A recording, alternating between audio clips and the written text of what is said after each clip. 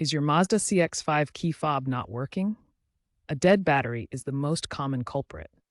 This section covers the battery replacement process for 2013-2019 models, which use a CR2032 battery. First, gather your tools.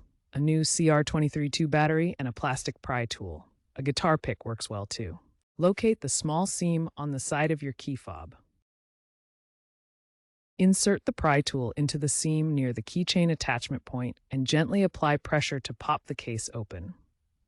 Be patient and avoid forcing it to prevent damage. Once open, carefully remove the old battery, noting the positive plus side orientation. Insert the new CR2032 battery with the positive side facing up. Finally, snap the key fob case back together, ensuring it's fully closed. Replacement batteries cost around $2 to $5 and can be found at most stores or online. If your remote still isn't working after a battery replacement, a resync might be needed. Insert the key into the ignition. Cycle the key from the off to the on position 3 times within 10 seconds, leaving it in the on position on the third cycle. Then press any button on the key fob. This should reset the connection between the fob and the vehicle.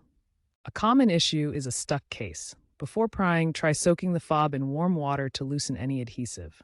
Some users find a guitar pick works better than other pry tools. If problems persist, consult your local Mazda dealership or a trusted mechanic. They may need to use an OBD2 port adapter for a factory reset, saving you money. Remember, humidity can damage the fob, so dry all components thoroughly before reassembly.